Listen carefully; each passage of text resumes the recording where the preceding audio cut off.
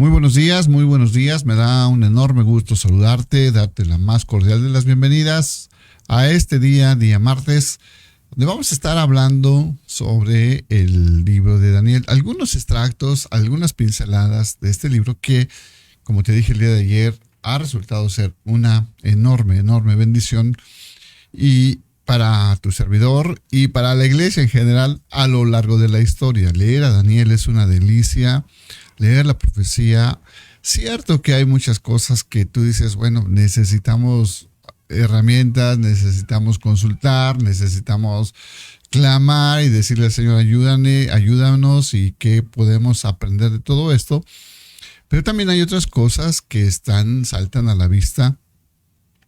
Y yo creo que Dios quiere enseñárnoslas para que estemos en un proceso de preparación, de crecimiento, de alerta, especialmente para estos últimos tiempos, para el tiempo de los principios de dolores, ¿verdad? Así que, bueno, sin más preámbulos, vamos a iniciar a seguir explorando este capítulo 1 de Daniel, donde hay cosas sumamente interesantes para nuestra vida, ¿ok? No tanto desde el punto de vista teológico y el conocimiento que tú dices, wow, estas profecías tremendas y profundas. Sí, es parte, pero lo más importante es cómo esto lo aplicó a mi vida y cómo esto lo aplicó a mi diario vivir. Entonces solo así tendrá el efecto que Dios quiere que tenga en nuestro corazón.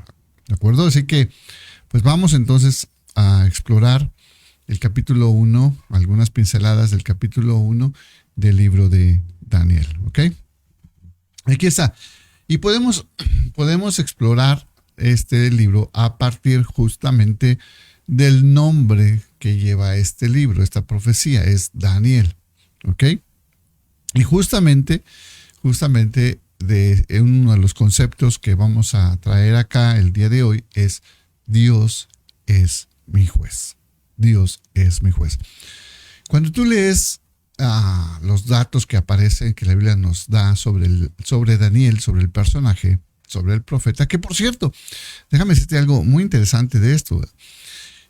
Daniel, aunque se considera pues, un profeta, estrictamente en la clasificación de los libros del Antiguo Testamento y particularmente los hebreos, la línea hebrea, Daniel no está incluido dentro de los profetas, curiosamente. Está incluido dentro de un apartado que se llama los escritos. Los escritos. Entonces, pues, porque también tiene mucho rasgo de sabiduría. Entonces, no está estrictamente en ese apartado. Para nosotros sí está considerado como los libros proféticos, pero estrictamente en el catálogo, en la clasificación hebrea, realmente no aparece en el libro de los profetas, aparece en el libro de los escritos, en el catálogo de los escritos. Bueno, pero el punto es, Dios es mi juez. Y si tú lees lo que hizo Daniel, ayer dijimos cómo era un hombre, era un joven que estaba atentamente estudiando los libros de la profecía de Jeremías.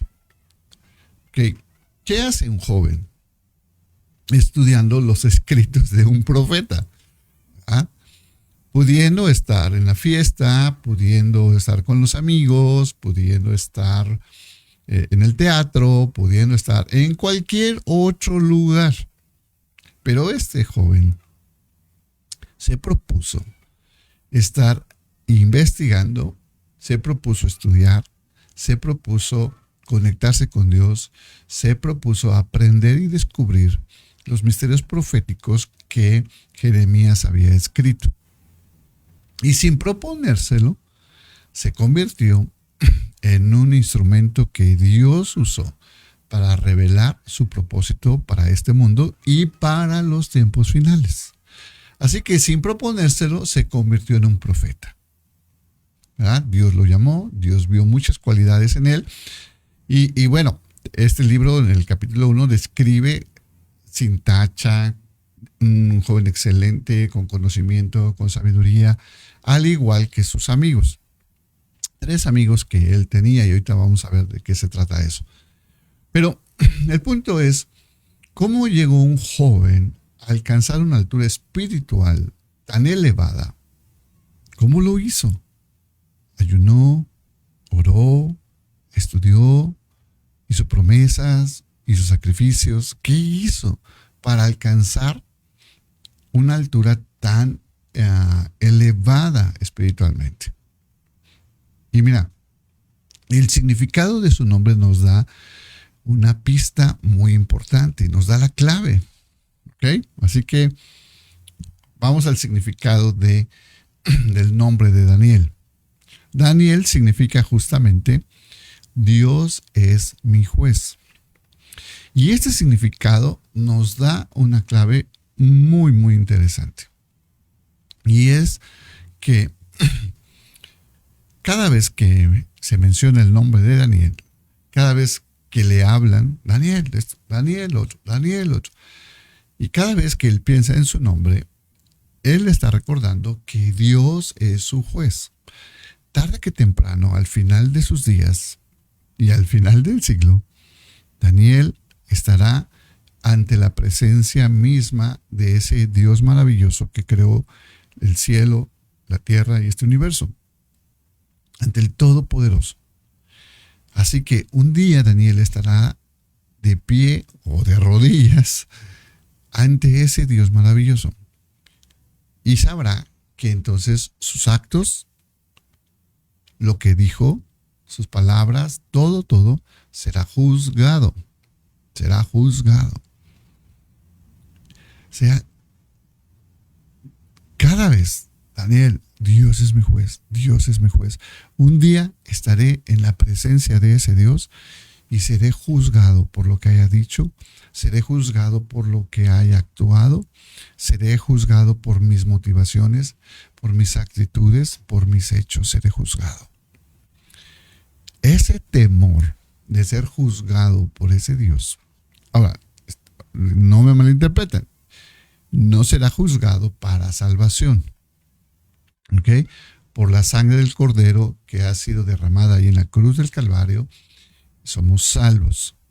Pero sí habrá un juicio por nuestras obras. ¿Ok? Apocalipsis nos habla de eso. Que un día estaremos en la presencia del Señor y seremos juzgados por lo que hayamos hecho. Entonces, de aquí podemos aprender algo maravilloso de este joven y del significado de su nombre.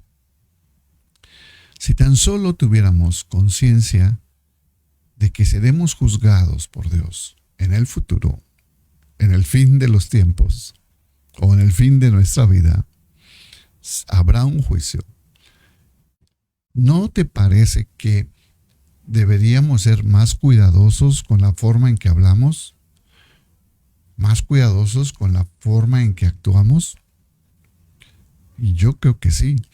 Y esto es algo que definitivamente de entrada te impacta al estudiar este libro. Dices, oh Dios, dame conciencia de eso.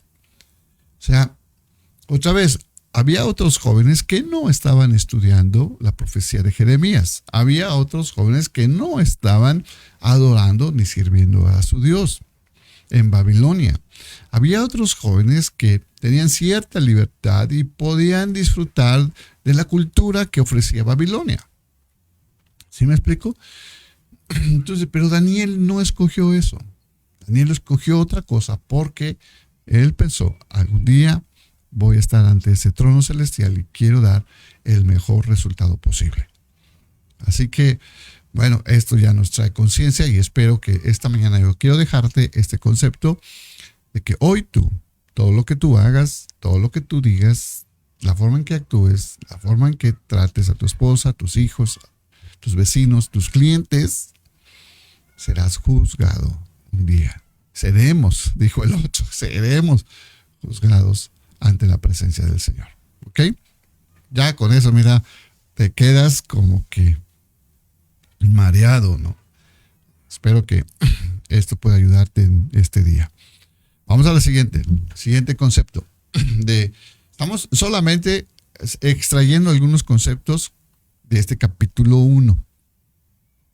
Bueno, este capítulo 1 nos dice que hay 4 jóvenes de los que no había tacha, eran de buen parecer, como los quieren las señoritas, de buen parecer, sin defecto, una moralidad muy alta, inteligentes, sabios, serviciales, atentos, lo mejor que había en Israel. Bueno, había 4 jóvenes. ¿Por qué? ¿A poco no había más? No había 100, 200, 1000, 4000, no sé. ¿Por qué nada más menciona 4 la Biblia?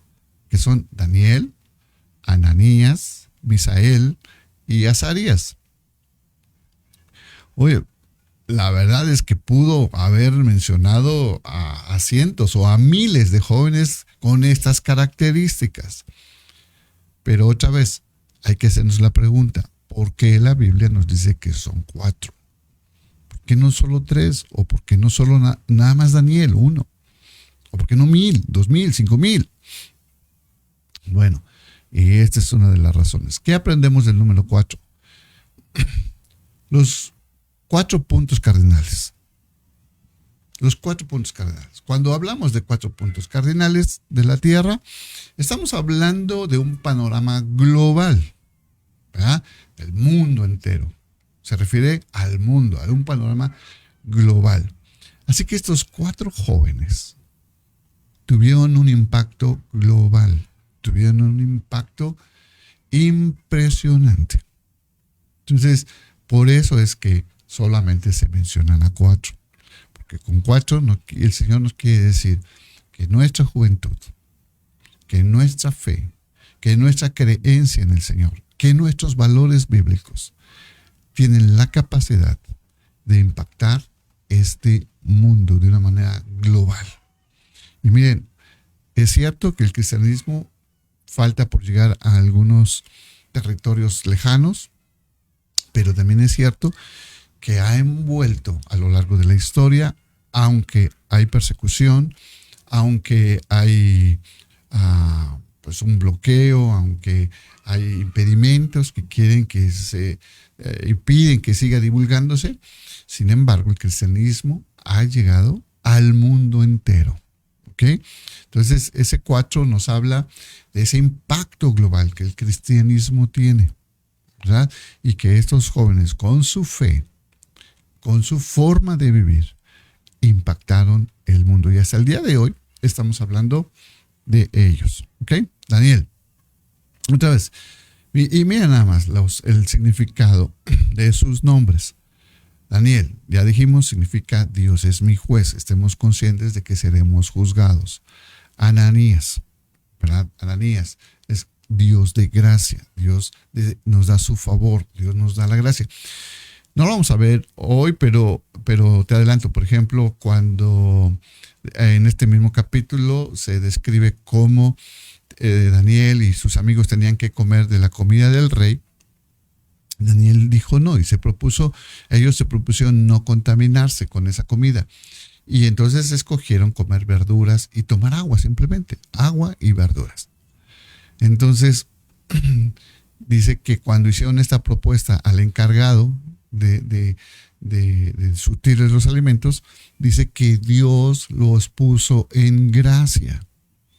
Cuando una persona trata y se propone cumplir la palabra del Señor, Dios pone gracia para que esto pueda ser así posible. Entonces, por eso Ananías significa Dios de gracia. Tuvieron gracia ante el jefe de los cocineros para que de alguna manera no comieran la comida del rey. Bueno, Misael tiene que ver, se me fue. Misael es Dios el que busca, Dios el que busca más bien, no es Dios, sino es el que busca. Y cuando hablamos del que busca, está en plena referencia al que busca en oración, al que busca al Señor, al que busca respuestas en oración, buscando al Señor, al que no sabe las cosas, pero que inclina sus oídos, inclina sus rodillas ante el Señor del universo para pedir de él auxilio, ayuda y respuestas. Está claramente en esta referencia a lo que dijo Jeremías. Dijo, clama a mí y yo te responderé y te enseñaré cosas grandes y maravillosas que tú no conoces. Entonces, Misael nos habla el que busca, el que clama, el que ora, al que se le dan respuestas, al que descubre esos misterios del Señor. ¿Ok? Y luego, Ananías es Dios ayuda. Y créanme que en esta aventura de estos 4 jóvenes en Babilonia y todo lo que sucedió ahí, definitivamente la mano del Señor estuvo con ellos, ayudándoles en todo, absolutamente en todo, dándoles gracia y dándoles respuestas y enseñándoles, revelándoles misterios que, bueno, nos van a ayudar para vivir mejor el fin de los tiempos, para enfrentarlos mejor. ¿Ok? Entonces estos 4 jóvenes impactaron de una manera global, ¿verdad? Bueno, y vamos a pasar a otro concepto que aparece en este capítulo, en el versículo 3 y en el versículo 6. Hay una cosa sumamente interesante, porque cuando se está refiriendo a los jóvenes que se llevaron primeramente en el versículo 3, se está refiriendo a todos esos jóvenes que fueron cautivos de los hijos de Israel, Pero en el verso 6, hace un cambio, introduce otra forma de llamarles. Y entonces ya cuando se refiere específicamente a estos 4 jóvenes, ¿verdad? De Daniel, de Azarías, perdón, me fue aquí que quería mostrarles, de Misael, de Azarías, de Ananías, cuando introducen en el verso 6, nos introduce a ellos que fueron y se presentaron para ser entrenados durante 3 años en toda la cultura de los babilonios. Dice, de los hijos de Judá seleccionaron a estos 4 chicos. Entonces hay un cambio, hay una diferencia. Primero habla de ellos, de los hijos de Israel, y luego habla de ellos acerca de los hijos de Judá. Entonces, ¿por qué ese cambio? Y ese cambio tiene una razón. Ese cambio tiene que ver con, nosotros sabemos que claramente Judá está relacionada, la tribu de Judá claramente está relacionada con la alabanza, los que le dan gloria a Dios, los que le dan honra al Señor, los que, no exactamente los que cantan, o mucho ojo, no exactamente los que cantan, sino aquellas personas que desde su corazón determinan vivir para la alabanza del Señor, para la alabanza de su gloria, para alabar su nombre, para honrarlo a Él. Esa es su forma de vivir de los de Judá, de la alabanza. ¿Me explico? Le dan alabanza al Señor a través de sus vidas. Por eso es que estos chicos, de alguna forma, decidieron en su corazón, decidieron no contaminarse con la comida del rey, y entonces entraron durante 3 años a comer verduras y agua. Entonces, ¿qué significa esto? Significa que esos hijos de Judá, estos 4 chicos, decidieron no contaminarse y decidieron honrar y reverenciar la palabra del Señor. No dirigirse bajo la conducta o bajo la cultura babilónica, sino bajo la cultura y los principios de la palabra de Dios, alabando al Señor y honrando al Señor. Así que la manera en que de alguna forma el cautiverio hacía discípulos, por decirlo de una manera, era que llegados a Babilonia, todos los que eran cautivos de Jerusalén y de cualquier otro país, de cualquier otro territorio, y que eran cautivos y llegaban a Babilonia, pues evidentemente el el método, la forma en que eran tratados, era transformarlos, que se adecuaran a las reglas y al estilo de vivir de Babilonia. Entonces, por eso deberían de comer lo que se comía, lo que el rey comía. Deberían de beber lo que el rey bebía. Deberían de aprender el idioma de Babilonia. Deberían de aprender las costumbres. Deberían de adorar a los dioses de Babilonia. Deberían de seguir la cultura, la forma, el estilo de vida de Babilonia. Por eso también le cambiaron los nombres a estos jóvenes. Y sus nombres están relacionados con dioses paganos. Nada que ver con el significado de sus nombres originales. Nada que ver. Si se dan cuenta, pues evidentemente su significado original está conectado con Dios y con su propósito. Y los nombres que les pusieron, los nombres paganos que les pusieron, pues están conectados con las deidades babilónicas y con el estilo de vida babilónico.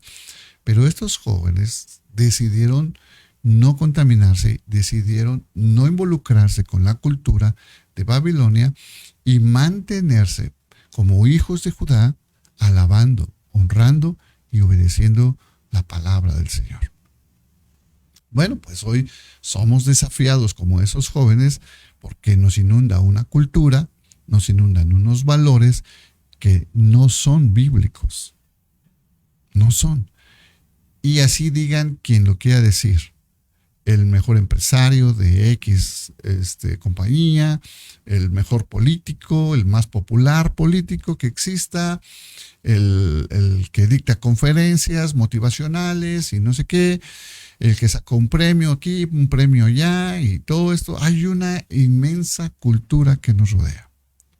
Pero Dios espera que en medio de estos 130 millones de mexicanos que somos, haya jóvenes, haya adultos, haya adolescentes, haya personas que decidan y que estén conscientes de que ellos son hijos de Judá, que ellos son hijos que honran al Señor, hijos que obedecen al Señor antes que someterse a la cultura de este mundo. Amén. Por eso es que estos 4 jóvenes brillaron tan intensamente en medio de una tribulación terrible que vivieron. Así que por eso es que este libro es sumamente interesante para aprenderlo, para reflexionarlo en nuestros días, preparándonos para los tiempos venideros. Que Dios te bendiga, cuídate mucho y nos vemos, Dios mediante, el día de mañana. Bye bye.